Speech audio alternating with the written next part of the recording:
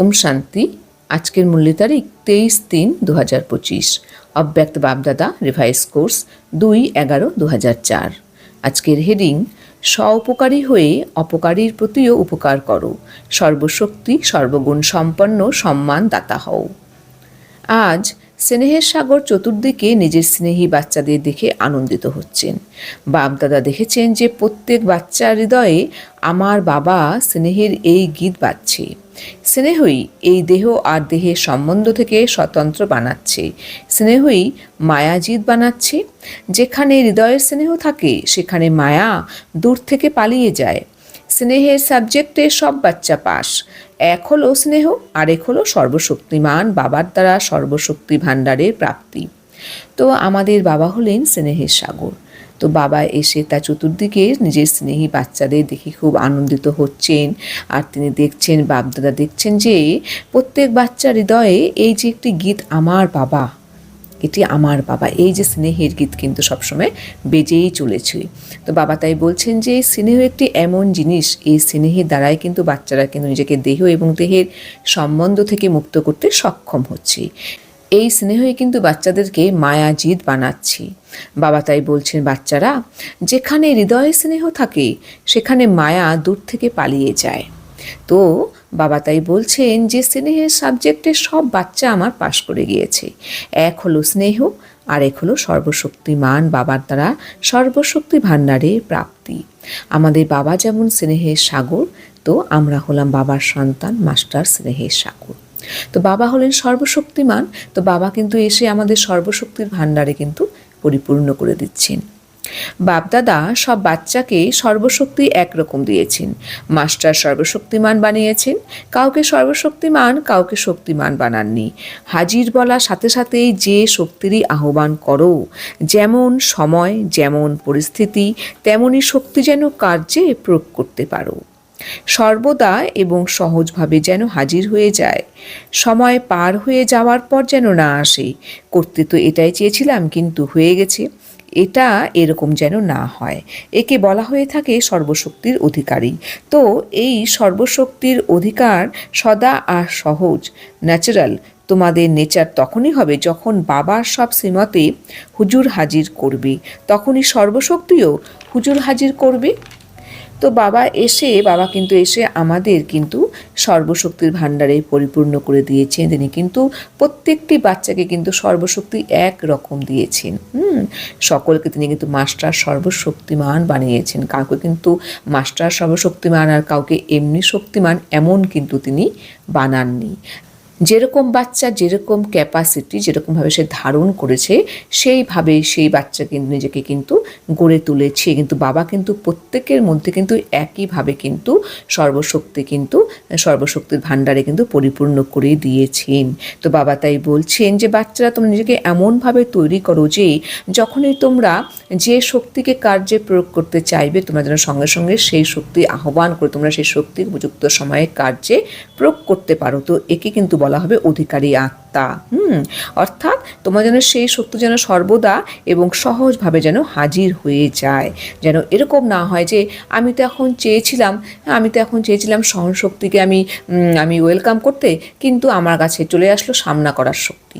এরকম যেন না হয়। উপযুক্ত সময় উপযুক্ত যাতে শক্তি তোমরা আহ্বান করে সেটিকে তোমরা উপযুক্ত সময়ে কার্যে প্রয়োগ করতে পারো, তখনই কিন্তু তোমাদেরকে অধিকারী আত্মা বলা হবে।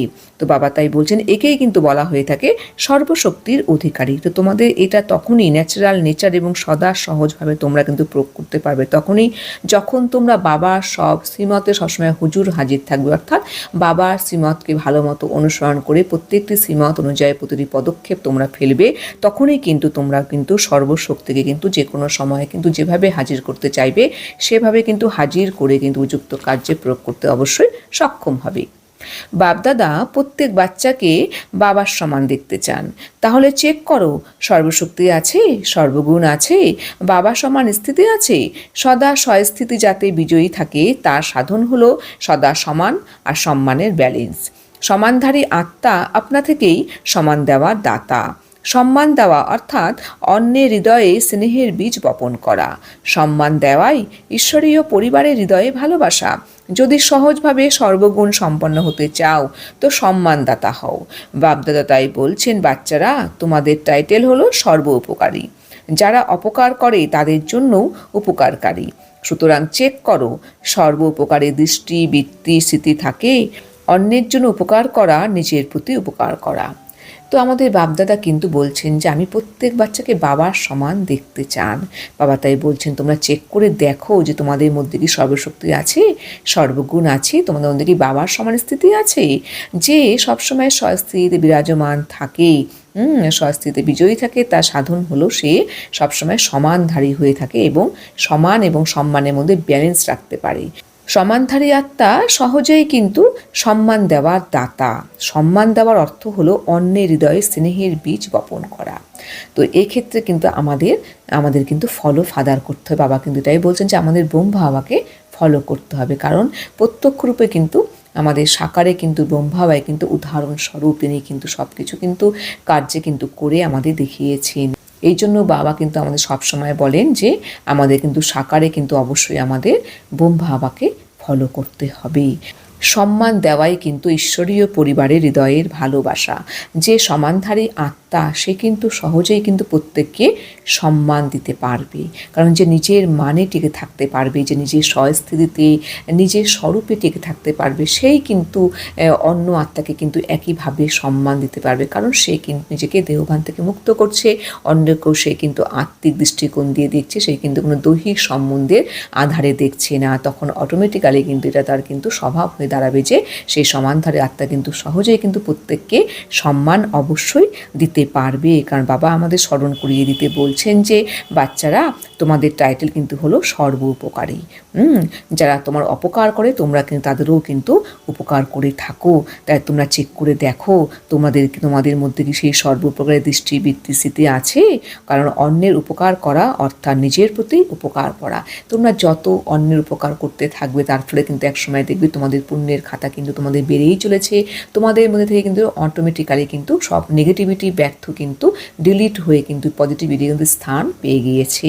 এটা তখনই সম্ভব হবে যখন তোমাদের মধ্যে থেকে সেই দেহভানকে মুক্ত করে সম্পূর্ণ নিজের স্বরূপে টিকে থেকে নিজের সম্মানে টিকে থাকবে।